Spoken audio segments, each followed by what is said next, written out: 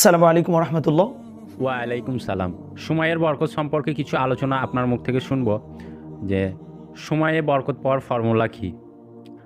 আল্লাহ তাবারাক তাআলার সাথে সময় ইনভেস্ট না করার কারণে সময়ের বরকত পাবার প্রথম ফর্মুলা হচ্ছে আল্লাহ তাআলার সঙ্গে সময় ইনভেস্ট করা। ব্যাপারটা ইন্টারেস্টিং, এই জন্য একটু খুলে বলি। সেটা হলো আল কোরআনে আল্লাহ তাআলা একটা আয়াতে বলেছেন, মান জাআ বিল হাসানাতি ফালাহু আশরু আমসালিহা। অর্থাৎ কেউ যখন ভালো কাজে একটু সময় দেয় অথবা কেউ যখন কোনো একটা ভালো কাজ করে, আল্লাহ তাআলা সেটার অ্যাগেইনস্টে তাকে 10 গুণ মাল্টিপ্লাই করে তারপরে তাকে দান করেন। অর্থাৎ একটা উদাহরণ দিই, আপনি 10 মিনিট নামাজ পড়লেন, আল্লাহ তাআলা কিন্তু এটার অ্যাগেইনস্টে ওই 10 মিনিটের বিনিময়ে আপনাকে 100 মিনিট প্রদান করছে।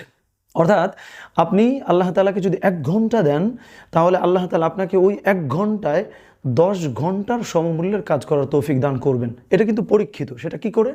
আমরা এই লেকচারটা দেখছিলাম, সেখানে ডক্টর ইয়াসির কাজী তিনি বলেছেন যে তিনি যখন মদিনায় পড়াশোনা করতেন, এমনও হয়েছে যে একটা কোর্সে একটা বই গোটা 1 বছর ধরে তারা যে বইটা পড়েছেন, ওই বইটা যিনি লিখেছেন তিনি জোহর থেকে আসর পর্যন্ত এই সময়ের ভেতরে বইটি সম্পন্ন করেছেন।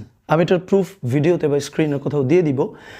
তাহলে নাম্বার 1 কাজ হচ্ছে আল্লাহ তাআলার সঙ্গে সময় ইনভেস্ট করা, এবং 2 নম্বর কাজ হচ্ছে আমাদের যেই হারাম জিনিসগুলো আছে সেখান থেকে বেরিয়ে আসা। সেটা কি করে?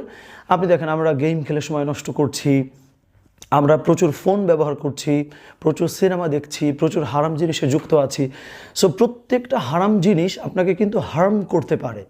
আপনি যদি জাস্ট এইটুকু মাথায় রাখেন যে আল্লাহ তাআলা যেহেতু হারাম করেছেন, ফলে আমি বিরত থাকব, তাহলে আপনি জাস্ট খেয়াল করেন পার ডে আপনি ফোনে বা গেমে বা যে কোনো কিছুতে যে পরিমাণ সময় দিচ্ছেন, যেটাকে আল্লাহ অলরেডি হারাম বলে দিয়েছেন, ওই সময়টা আপনি কিন্তু প্রোডাক্টিভ হচ্ছেন।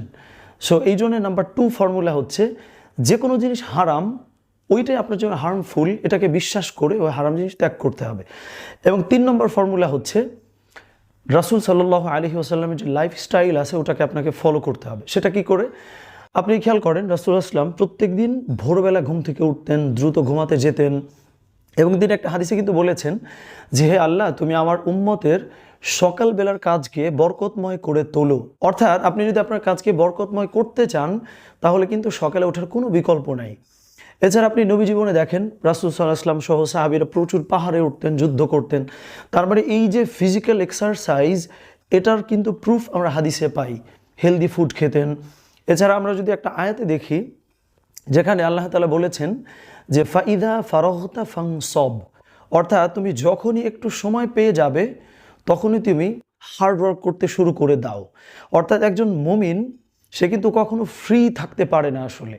এই জন্য রাসূল সাল্লাল্লাহু আলাইহি ওয়াসাল্লামের জীবনী আমরা যদি এক্সপ্লেইন করি, তাহলে দেখা যায় যখনই একটা কাজ তিনি শেষ করতেন, সঙ্গে সঙ্গে আরেকটি প্রোডাক্টিভ কাজে যুক্ত হয়ে যেতেন।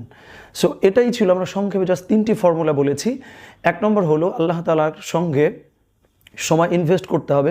2 নম্বর কাজ হচ্ছে যেই কাজগুলোতে টাইম ওয়েস্ট করে ফেলে আমরা, সেগুলোকে ত্যাগ করতে হবে, কারণ এগুলোকে হারাম বলা হয়েছে।